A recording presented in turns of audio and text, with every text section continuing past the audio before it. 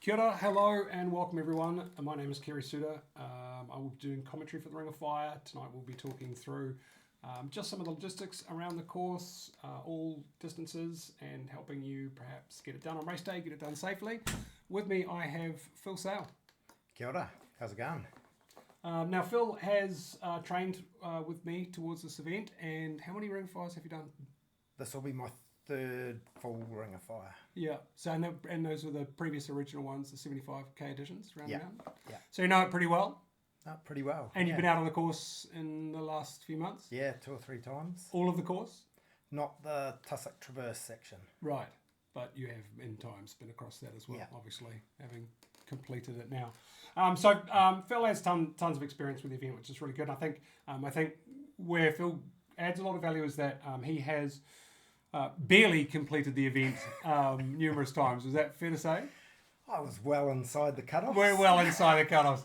At the end, anyway. Yeah.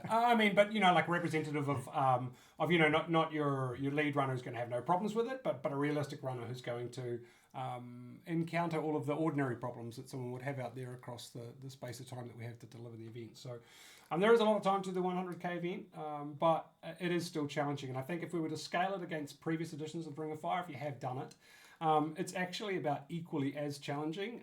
The cut-off times and paces required are still representative of what we used to do over 75Ks, but now spread across 100Ks. So initially it did look like it would be a little bit easier to complete the 100Ks because of cut-off times, but now the way the event is set up, it looks like it's going to be about as challenging in terms of an effort, but obviously it has that extra 25 odd kilometres to make it 100. And what are your thoughts on it? What do you think? There's a couple of cutoffs there that are on the tight side for me, I think. Yeah. I'm pretty happy with my training. I couldn't have done any more or anything any better, I don't think. I think I've paced it pretty well given my starting point, which was about 0 6 months ago. But yeah, it's going to be a challenge, that's for sure. Yeah, I think probably one of the important things to communicate to people is this is not an ordinary, trail ultra marathon with, like thousands of pink ribbons everywhere and, big party aid stations every 5 kilometres and a lot of hand holding. I think athletes need to appreciate they're going into a true alpine environment with real genuine challenges, and there's a certain amount of personal accountability that's going to come with this, no matter what distance you are doing. So I think just appreciating that, accepting how challenging an event it should be, and that it is, and that you really are, you do respect what you are trying to do and what obviously the event hosts ourselves, we're all trying to do to ensure everyone is safe out there, because it is one of the more challenging ultra marathons in Australasia. Is that probably a fair comment? Yeah, I would say so. Certainly the most challenging that I've been involved with. Yeah, the per minute K pace, just in certain parts of the course, will be the lowest and slowest for anything except for maybe a little bit of mount difficulty ascent. So, and that you're doing it, some sections, tired and at night time will, I think, further compound issues. I will get into the course shortly, but I just want to make sure that everyone sort of can, fully understand what, what's in store, and that we're ready to, be there on race day with an understanding of what's required from you, and certainly in terms of mandatory gear as well. I mean, there's quite a lot of kit for this. There is a lot of kit, but there's a good chance that you'll need it, is the thing, and it's a minimum as well. Fairly stuffs the bag, but I'll probably have a couple of extra things that aren't on the list. Yeah, that's a really good idea. It is, as a minimum requirement to have, mandatory gear, but obviously, as I said before, there's some personal responsibility required for you in certain parts. If you think you're going to be doing, say, the goat leg through the night or the coldest hours of the night, then, is it just the long sleeve thermal top that you need to have? Or maybe you should have several. Maybe you should take a polypropylene top as well. And maybe you should not just, like the requirement for a seam seal jacket, for example. Now, you can get incredibly light seam seal jackets that will pass muster. Technically, I will be doing the gear check that I will pass it and say, look, it is a seam seal jacket and you've met the requirement of having a seam seal jacket. But if you are in a difficult environment, a bad weather situation, is that the seam seal jacket you want to have? So thinking about maybe you take your heavier and stronger and more robust jacket for an event like this, and just assume that there's a likelihood that you're going to need it. There's other common sense stuff as well. The quality of your headlamp and your backup headlamp, having those tested and being sure that they're going to work. You've got some powerful headlamp to take with you? Yeah, I use A-Ups and I'll have... There may be an event sponsor. You've got extra batteries? Yes, I will be putting another battery into one of my drop bags for sure. Do you also carry a spare? You have to have a spare headlamp as well? Yeah, I've got a tiny little spare headlamp and I'm actually considering using just a slightly bigger spare for the first road section up. Oh yeah. Put my A-Ups in the first drop bag up at Waitonga Falls car park. Yeah. Yeah, so consideration for all those sorts of things. The other one I think is really important as well is, we're going to be checking quite hard some of the mandatory equipment at Whakapapa Village at the Chateau when you're going out to do that last section into the Goat Leg and down through there. So there will be an amount of gear check that is done before you depart, certainly throughout the day, but we're going to be really hard on it from 5 p.m. onwards, and the things that you would expect to have to take out is a functioning, fully charged phone. And to that end, I think the phone is a really important navigation tool on the mountain, and as well as a fundamental, basic emergency device. And what I highly recommend you do is that you pack a fully charged phone, you turn it off, or you put it in airplane mode and disable absolutely everything. You just zip lock it and put it in your bag. And then if you want a phone for photographs, you take a different phone. Take your partner's phone, take a friend's phone for all of that sort of shit, and run that one down if you want to send text messages or Facebook Lives from out on the course. There is relatively good coverage out there. Is that fair to say? Yeah, over a lot of it anyway. There's definitely spots where there isn't, but probably over half of it there's good reception. Sure, and then so on that fully charged airplane mode or turned off phone, I would probably also include a host of emergency contact numbers, so the event operations centre phone number, or anything else that you might need to have. Ideally, don't call the police because that routes an evac via a very complicated way for us to get to you on the course.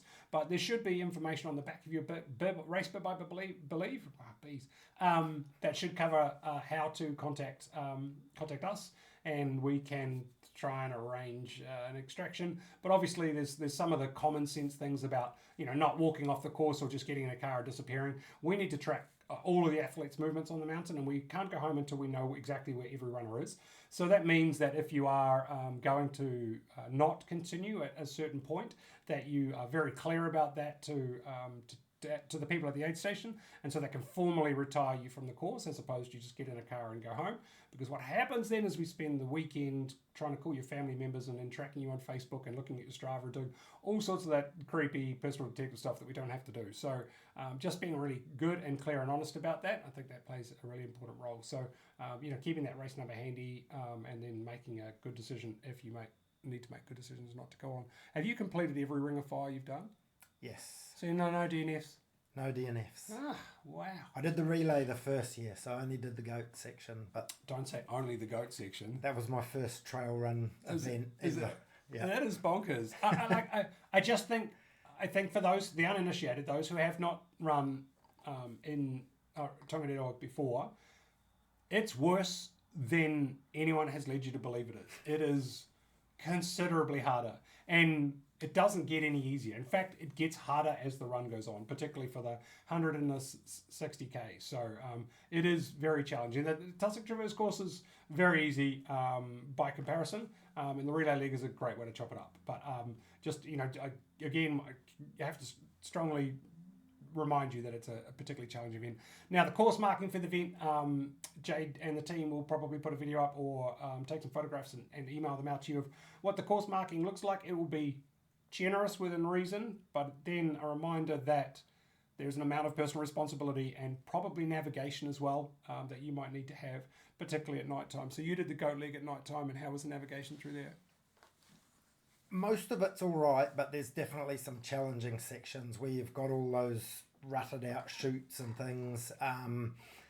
Quite a few spots you'd kind of get to a point and go, no, need to go back because there's a 7-foot drop right from here, and thinking about doing it with sort of 80-90 k's on the legs. Yeah. Probably not going to want to drop down 7 me. No. And so obviously there's a cognitive decline as well when you've been running for 20 something hours. So not just is the terrain hard, but how capable am I to be navigating it. So taking that into consideration, I recommend anyone who has used it or is handy with the Topo Maps, the New Zealand Topo Maps application on your phone. I think it'll even work on iPhones. And then putting the course map on it, and it's a great way to locate yourself on the course, because a lot of people want to orientate themselves every now and again and go, how many Ks have I got to go till I get to the next aid station? So just having that on your phone, knowing how to use it, practice in the week prior, it's pretty useful to use something like that. Yeah, definitely quite handy to just see where you are on the course. Yeah, it's a real race for adventurers, so just being entirely clear on that. So what I will do now is I might just get into going through the course a little bit, and so you know what to expect. I'll start with obviously the 100k course, and then that will fold in all the other courses as we go around the mountains. So looking at where we start now, Owakuni, just remembering you're coming through on Friday afternoon or evening for your mandatory gear check, or at our traditional Powderhorn location event sponsors, and the event itself is hosted on the domain sort of across the road. Hopefully this Topo can do it. So we will be on sort of a little like green grass verge here. Here we go. This is where all our finish line stuff will be, just across from where these cars are. And then that has obviously good access to a pub and pizzas, which is important for everyone else. So you'll be starting 4 a.m. I don't put everything on, just the Topo Maps. You'll be starting 4 a.m. down here. Let me go back to my ROF courses, which have disappeared because I've clicked the wrong button. Come back to me. And going up the Mangawero or Mangawhero Forest Walk, depending upon where you're from, for a few kilometres before coming out to the road. Now, there is a long road climb section. Did you go and train on this, Phil? Yep. Did you actually go up the road? Yep. Oh, you mad bastard. Okay, cool. It was one of the ones that was giving me the most dread, and really glad I did it. It was actually nicer than I thought it would be. It's closed in with bush. There were pigeons flying about. Yeah. It was. It's not as bad as I thought it would be. Yeah, so that's a 4 a.m. start for the 100k athletes and a 4:15 a.m. start for the League One relay runners. But I anticipate that they will generally catch most of those 100k runners as they start their early shamble up the hill. Now, I would obviously recommend pacing yourself wisely at this point is probably one of the very important things to do. So very easy to get caught up in things and just do too much too soon and knock too much freshness out of the legs. So how are you going to protect yourself on race day? What's your plan there? I was just going to go full bore and burn up or... No, I'm just planning to cruise up the road. I'll walk the steeper bits, jog the easier bits. There's plenty of time to get up to the car park there. I think from when I did it, I'm hoping to do it in around about 2 hours. There's 3, I think, for the actual cutoff. But yeah, I don't think anyone's really at risk of not making that first cutoff. So there's not a lot to worry about. The climb itself is generally pretty gradual to start with, and then sort of kicks up the further up the mountain you go, which is represented by all of these choice orange lines up here. So it does start to climb relatively sharply as you get up to. We'll be following the red line, by the way, up to the turn off at the first aid station. So a reasonable climb to begin with. The thing I would recommend athletes do is probably just keep an eye on some of their spend rate stuff, and they need to be keeping their work rate nice and low. If you know your threshold heart rate, not exceeding that is a pretty good place to start from, and then sort of just keeping a steady but constant, walk, jog. I mean, there are walk sections here for everyone, probably. Definitely for me a little bit, but certainly plenty of it is joggable. Yeah, and then when you leave the road and start at the first aid station. You start rounding the mountain, relatively steep around the Waitonga Falls area and towards the Blythe truck hut turn-off. There will be marshals, presently I believe a marshal in this river here to make sure you don't slip and fall, and another marshal at the Blythe hut track turn-off to make sure you don't accidentally go up there for a guest appearance. Carries on around the mountain rolling. I would describe this section as mega valleys, and just everything seems to be very large on the missing link, right? Like it's...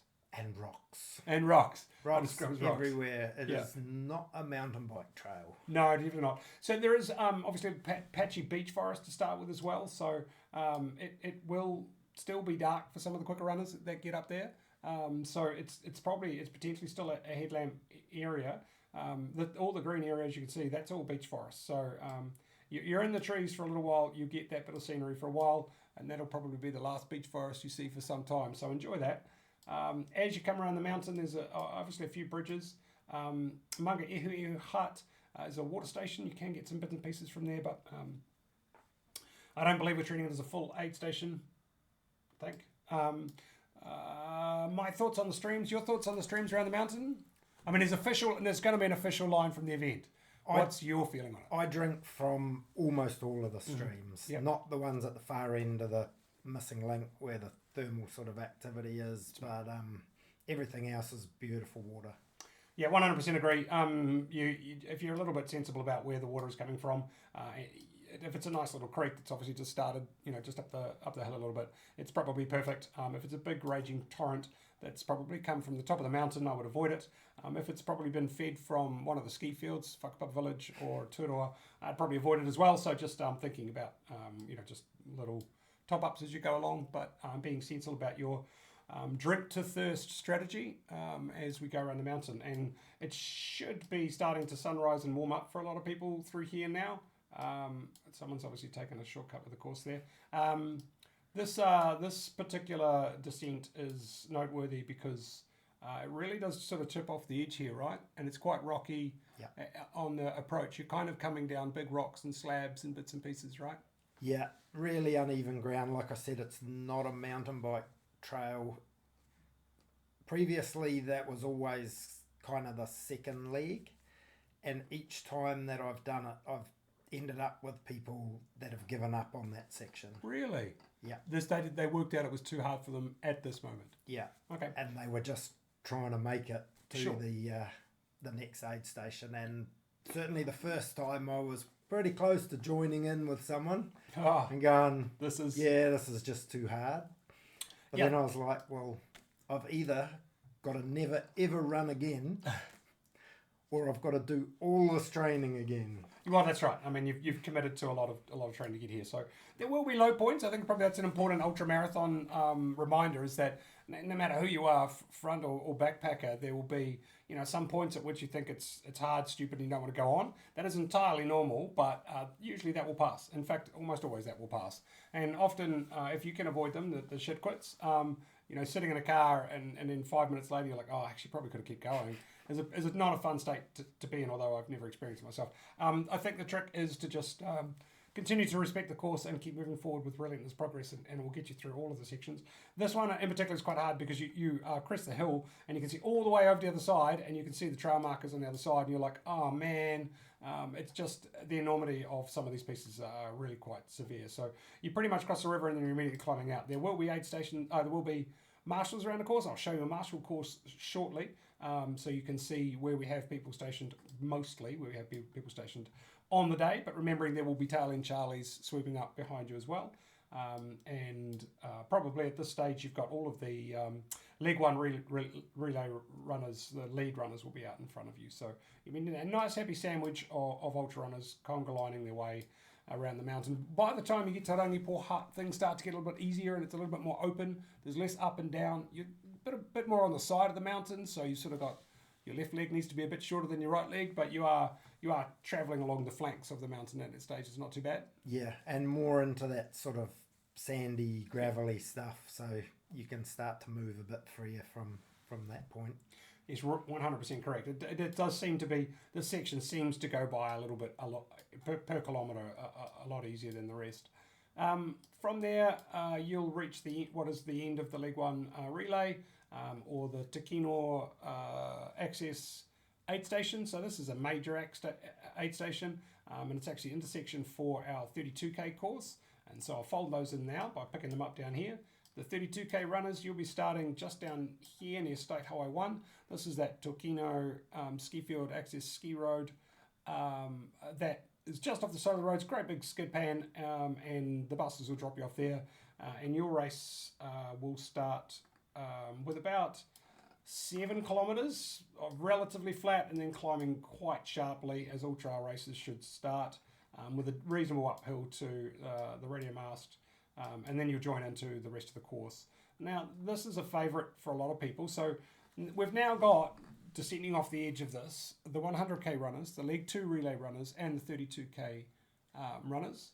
How would you describe this first section down here? It's pretty steep down out of that aid station. I'm quite looking forward to doing it, having it just be after the first leg rather than after the second. But it's very open, and you can see for miles where your track's going from that point. You go straight down the hill, and then it's kind of just a valley floor for quite a few k's. Yeah, it's pretty choppy rocks to come down here after the aid station. So probably just worth noting that descent is relatively slow going and a little bit picky. The valley itself, the trail's okay, but it goes across sand and rocks in a weird mix. So you're sort of jumping over a lot of rocks as you travel. And as Phil says, you can see all the way over to the other side of it. You can see a bridge in the distance. And I actually ran into a couple of naked marshals here one year with no clothes on. So I don't know whether you want that for yourself, but I'd care not to repeat it. The rest of this leg is pretty generous. You start to run through some maybe dry riverbeds at times with sort of sandy sections through them. Is that more like you're going to spend a day at the beach?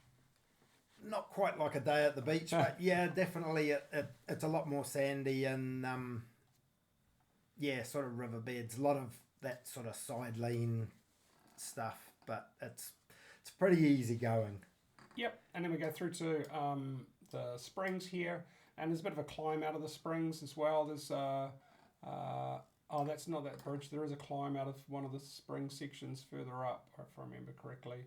There's a little sharp pinch that you've got to get through before you reach the Waihohonu campsite and intersection for the Rana Mountain Track, the Northern Circuit.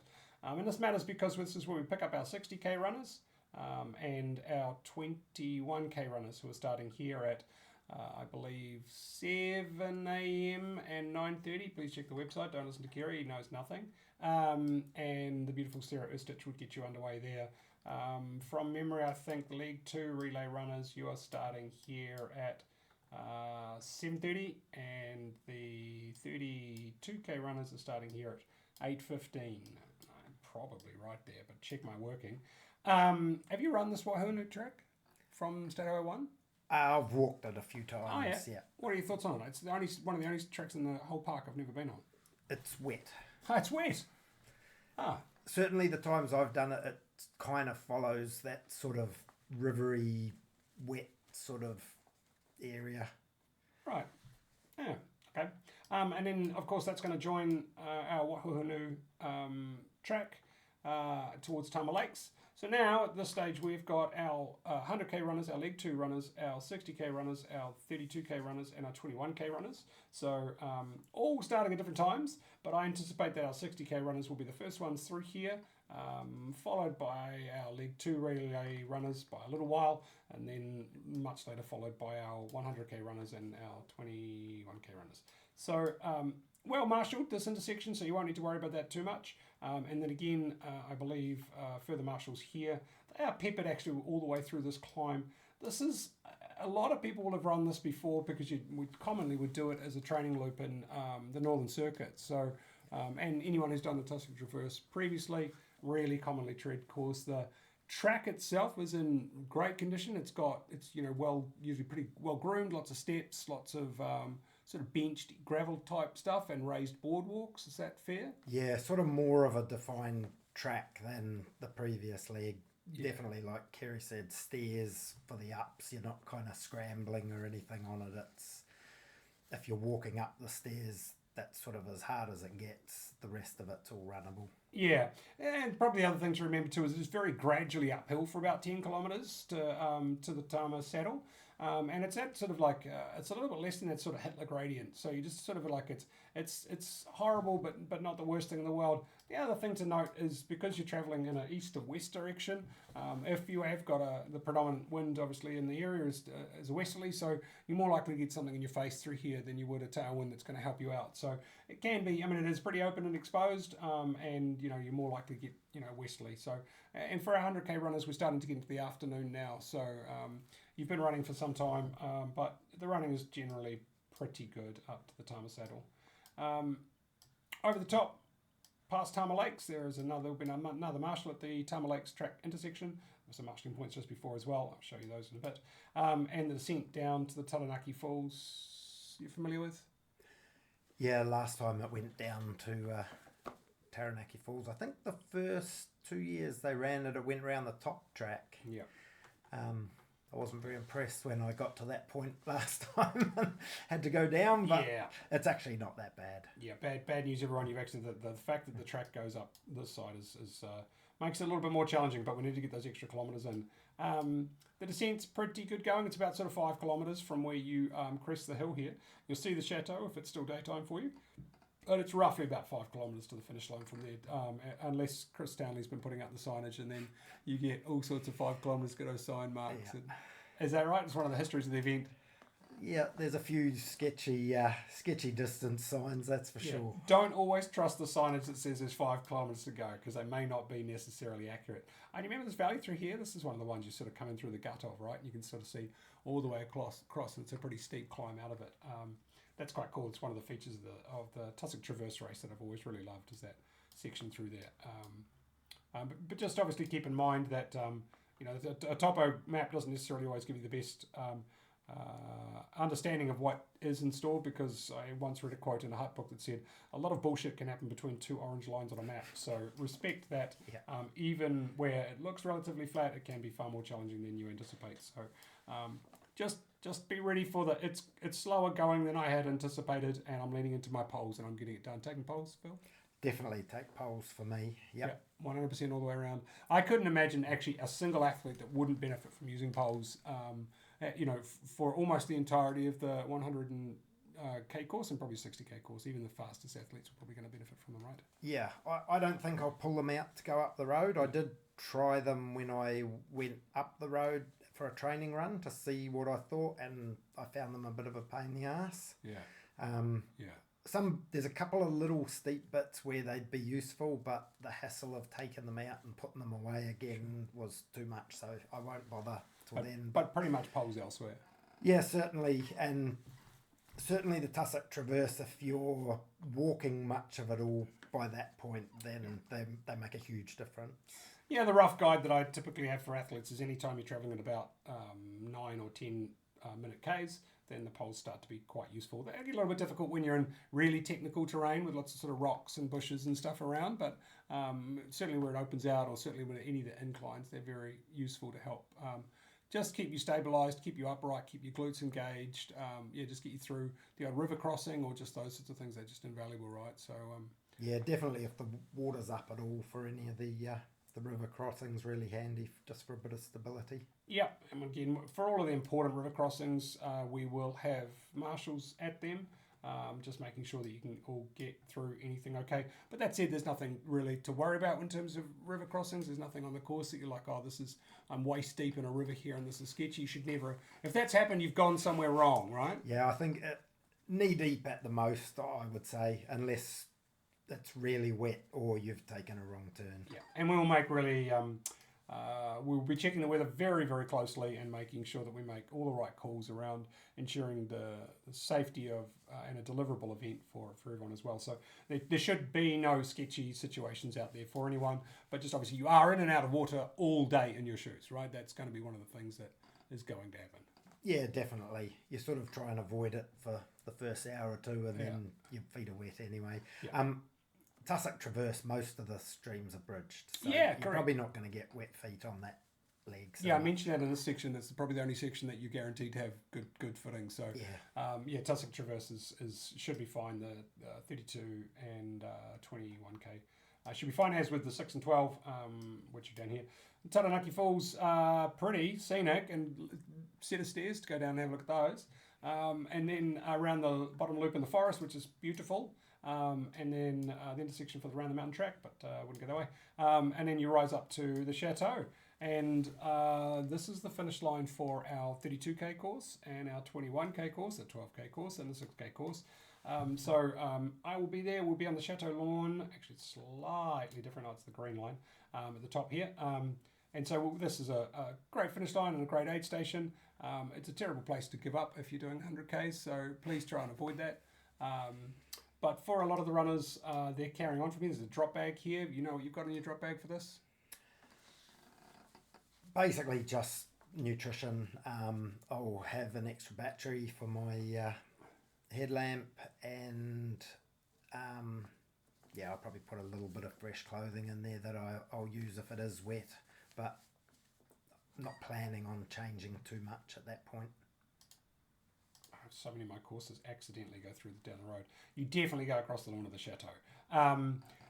For many of our athletes, we're now heading into, for those who aren't finishing here, so Tussock Traverse, rip you guys, you can leave now if you don't want to hang around. Let's just have a party on the lawn though. We'll be there into the afternoon, and there's usually a sausage sizzle and is a good place to hang out. It's good hangs and a chill vibe, so Tussock Traverse, anticipate being here in the afternoon. It's really cool.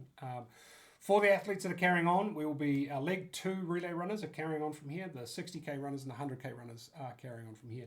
You are entering the most challenging part of the course. So whatever you set up here needs to be the bomb diggity, absolutely bulletproof, most trustworthy and safe things that you have. So particularly if you're going out into the dark and you are ready. I cannot stress that enough. There will be mandatory gear checks here as well. So, but we want to get everyone through. So make a good decision at this point. If you're already too fatigued to go on, that's fine. This will be here next year, we hope. And future years as well, you can come back and have another crack.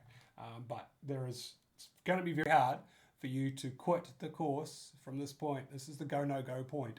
And for the 100k runners, and in some regard, I guess the 60k runners, it's coming at a particularly challenging time because you're 2/3 into your ultra marathon when you are most vulnerable. That's when the bottom lip is closest to your feet, and you're thinking things are getting particularly challenging. So, chances of a shit quit here, Phil? What do you reckon? For me, zero. Zero. All aboard the Phil Sale train. Like, I got to think the running juggernaut's going to get you home. So if you see him, just make sure. Yeah, okay. So we're pushing on from here. We're going to go briefly up the road and then turn in behind the campground.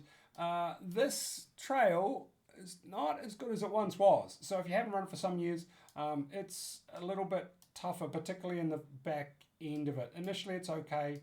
But it gets a little bit more challenging as we go past Silica Rapids. And then there is quite a bit of climbing to come up to Whakapapa Iti hut and the track intersection. You did this at night time, is that right? No, we didn't in the end, just because of the logistics time. We cut it short. So I have done it this training block, but we did it during the day, just ran the loop. His coach should definitely know. And once you round the corner, the climb up Whakapapa Iti is a little bit swampy and a little bit open and exposed. You've got a few stream crossings. They are probably some of the biggest streams that you'll cross in the trip. Yeah, from memory, that's probably the sort of the main river that you cross is probably there. Yeah. It's not particularly challenging. No, there's plenty of photos of people passing it, but we'll be very careful about high river and those sorts of things. And there will be marshal here, marshal Whakapapa Iti hut, and then another marshal just up here. So actually quite a number of marshals just in this section. For our League 2 relay runners, this is actually your finish line. So just here at this intersection, you'll cross the timing bat, I believe, and then you'll stop your watch, and then your job is to meander your way out of here.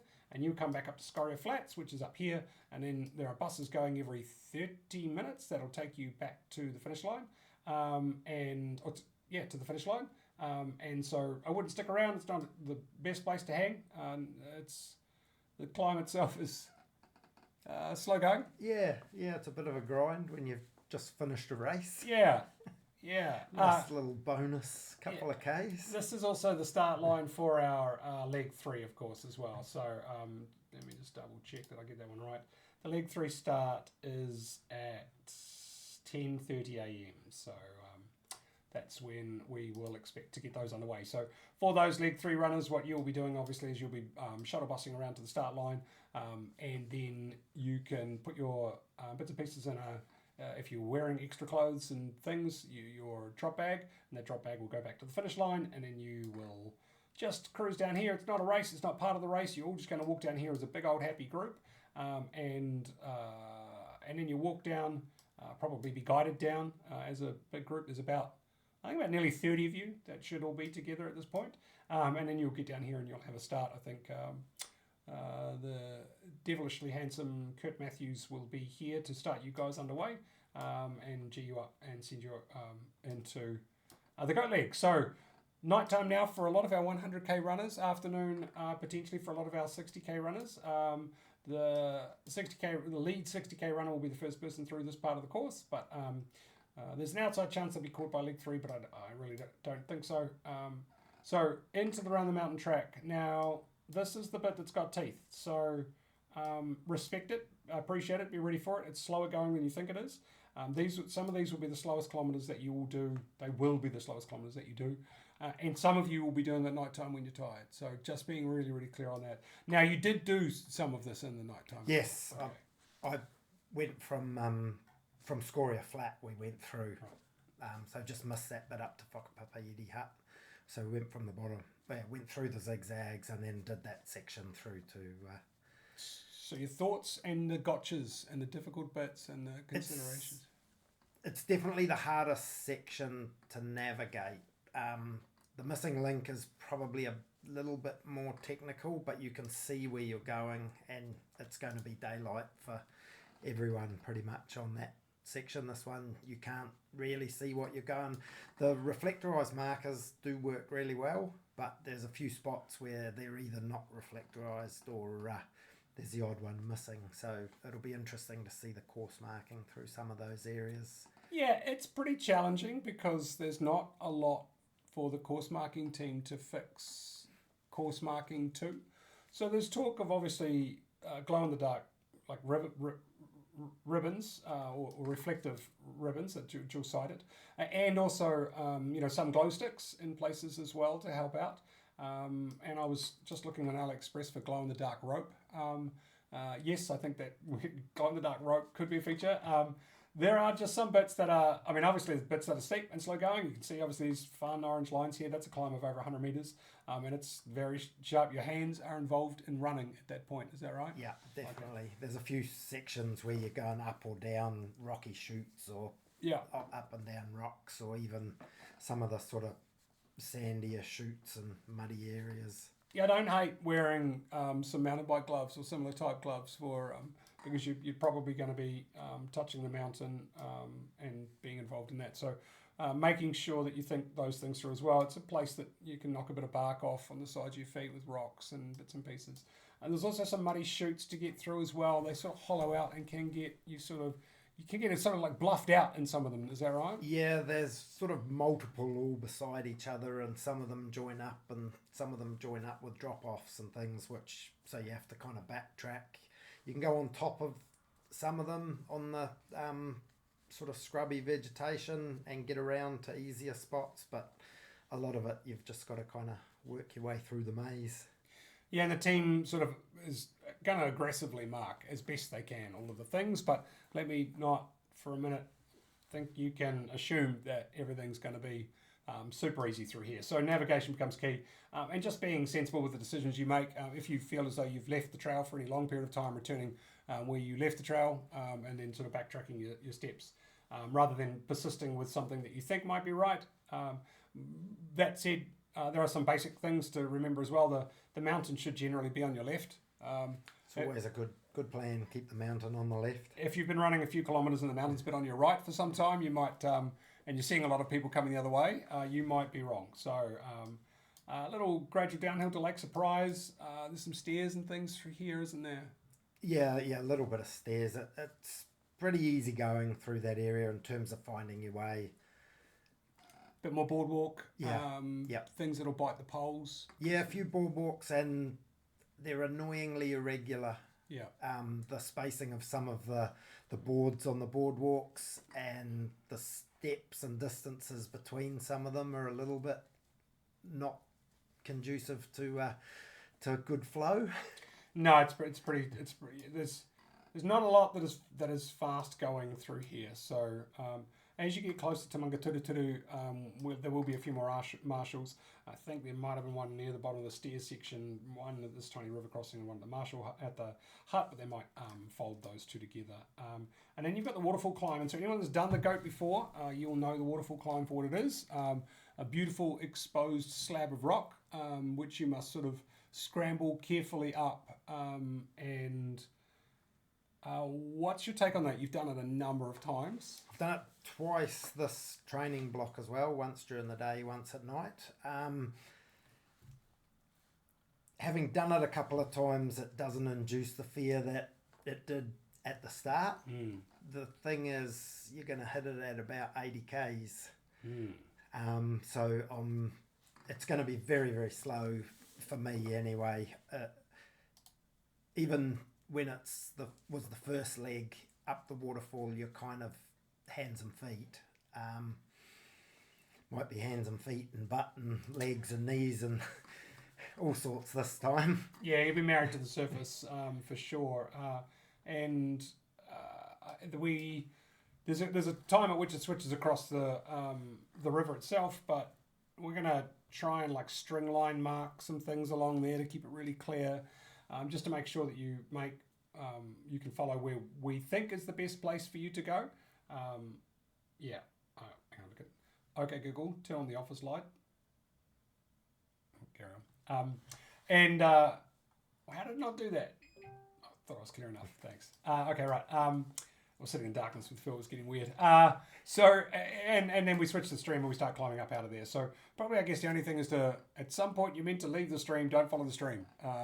But we will try and mark everything so it's pretty clear to follow. There's a low risk that you may get a bit disorientated with the stream departure, but it is late at night, so just think that through. So you will leave it and climb up towards the road.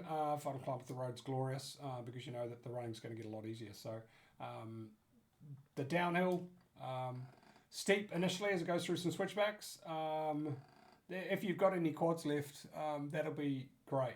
Obviously the League 3 relay runners will be giving it full beans, 60k runners some beans, and 100k runners probably are out of beans at this point. I should think so. Yeah. We're looking for the roller skates. Yeah. It's really going to be interesting to see. So one of the factors that stops athletes from running particularly well late in an ultramarathon is just eccentric loading damage in the quadriceps. So that pain response that people get late in an ultra has come from just all of that constant deceleration force that your legs are doing. So you're now about to do a whole heap of it at the end of your ultramarathon. And I think it's just going to be, as a practitioner of the sport, to be on the finish line and to sort of see what sort of carnage we get with people that are going to try and run down this road, having run now at this point 70, 80 something kilometres. So you'll definitely give it a go. If I've got the legs for it, I'll be trying to jog some of it, that's for sure. Great. And now I actually believe this is MUAC, so Massey University hut. I think we have an aid station there. I'll be able to double check that in a minute when I share another screen. So this is pretty straightforward, just like you did in the morning, except downhill, except the section you haven't done before. It is, again, it's always steeper, closer up to the top of the mountain. Just you're bombing down 5Ks or so before you get to the old turn off, which you don't need to worry about. And then all the way down the hill, it will feel like it's going on forever, I think is how that's going to feel. Would that be fair? Yep. And you'll be like, when is the road going to end? That's going to be a thing. Yeah. That trail at the bottom is going to be lovely. Yeah. And so I think the important thing with the road running at this stage, overnight the road should be closed, but everyone should be running on the left-hand side of the road. There should be cones periodically spaced out, but not a lot of marshals. So follow all instructions by any marshals at any time, and they will tell you where you're meant to be running and how you're meant to be running.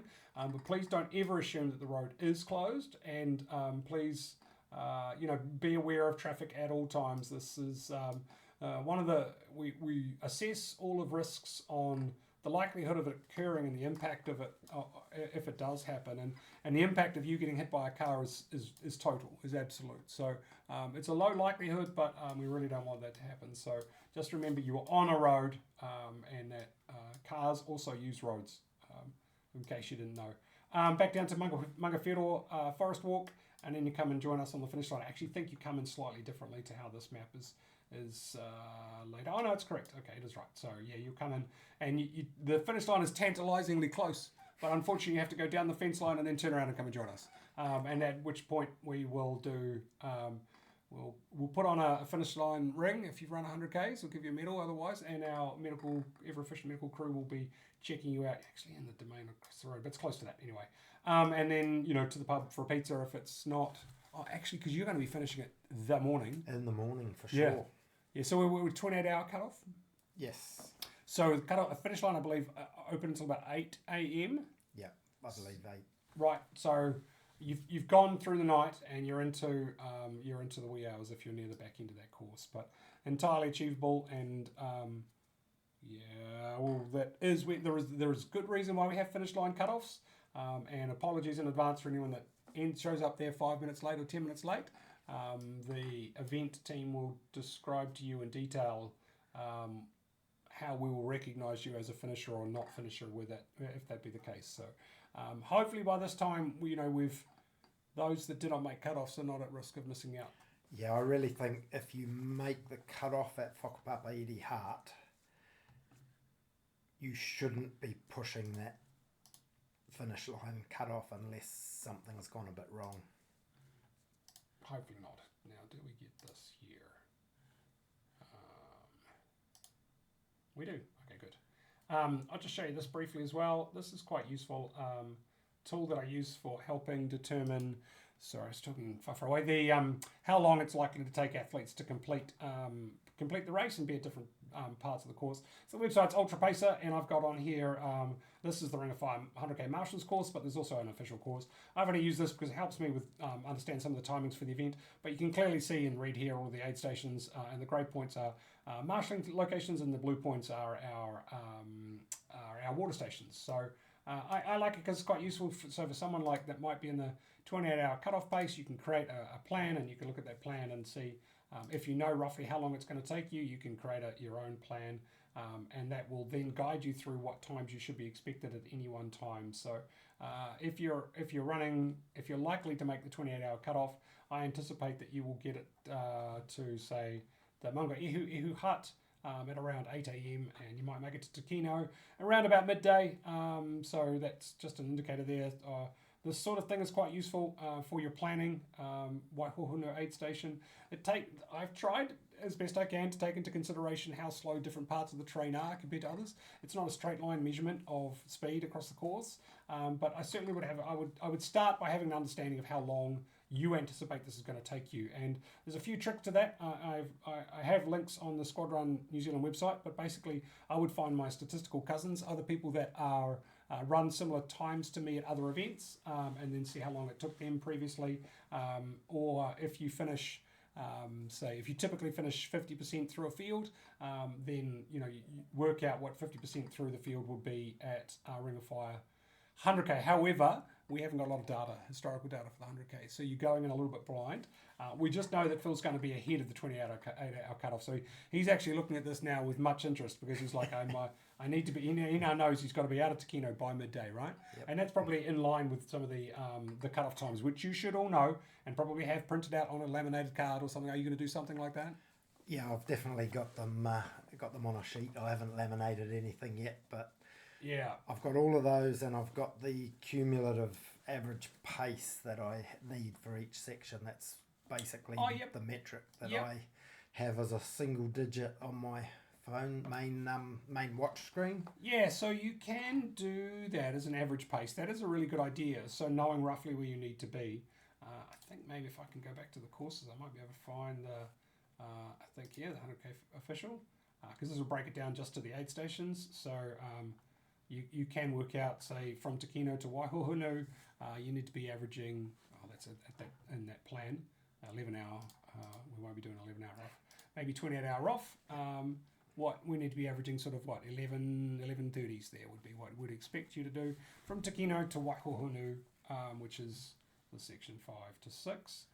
And so this sort of stuff comes really, really useful for planning. So in the chateau, 12-minute K pace in order to stay ahead of that cutoff. So And then you can see what happens here. Look, 17-minute K pace, And then 31-minute K pace. Yeah, so this is what we'd anticipate to happen. So, and 24-minute K pace, and then things start to get a little bit better as we get down to the finish. So, but even the slower runners, they'd be hard pressed to do much more than a brisk walk down the hill when they're really tired. So, yeah, have a look on this, have a play around with it. It is quite useful. Again, it's ultra pacer. Just look for the stuff that's up there, and I recommend creating some plans and plan. That's the way to do it. There you go, get a new plan. And you can just create how long it's going to take you. Some people might be talking 15 hours, and then you can go through. HH like cut-off, so I don't train in that. That should give you enough information to make a start on this thing. Only next weekend. Yeah. So it's full taper from here on in. You're going to do a bit more running, or are you pretty much done with it? I'll be doing some, easy running. Yeah. Just to keep things ticking over and Yeah. keep the brain feeling like I'm doing something. Yeah, so there's a little bit, you can do a little bit of proprioception stuff if you want to stand there and do some tipping bird or some really basic stuff, but really it's about just, I guess, mental preparation, understanding what the course is ahead of you. The fitness is what the fitness is. There's no more running or training to be done at this point. So, and then just making sure you have everything set up. So one of the tricks I used to do is just get like one of those big plastic bins and put it sort of like either in the bedroom or somewhere in the hallway. And every time I was passing past it, I would just chuck a few more things in that I knew I was going to need. So I might be grab my pack, grab some jackets, grab that sort of stuff. Just some further thoughts on that is if you are traveling down or up, bring extra stuff. Bring not just the jacket that you think you might use, but the bigger jacket that will be your backup jacket if you're like, shit, I have to use this jacket now. And so the same with everything. It's like not just bring the medium one, bring the bigger stuff just in case. Keep an eye on the weather. Obviously, read your emails. Read any announcement that comes from the official event itself. Anything on the Facebook event page, any of the information that they're putting out is just going to be essential. So here on in, I think it's planning, preparation, mental readiness, believing you can do it, and then hopefully seeing me on the finish line. Is that right? That's it. Yeah, and if you see this guy out there, you're in trouble. Yeah. With Phil, he's not. I don't think he's going to be Dirty Dog last with the tail end Charlies, but I think you will just start to hear the Jaws theme music if you're with him. Like if you're right back with the tail end theme, that you'll hear the dun dun dun dun dun dun dun dun part of the Jaws music. So, but he'll cheer you up. He'll be fine, or you'll cheer him up, one or the other. Anyway, love you everybody. Thanks so much for getting through this, and I will see you next Friday down in Ohakuni, and Phil will see you on the mountain at some point probably, eh? Definitely. And then on the finish line Sunday morning. For sure. Thanks for your time. Cheers everyone. All right. Cheers guys.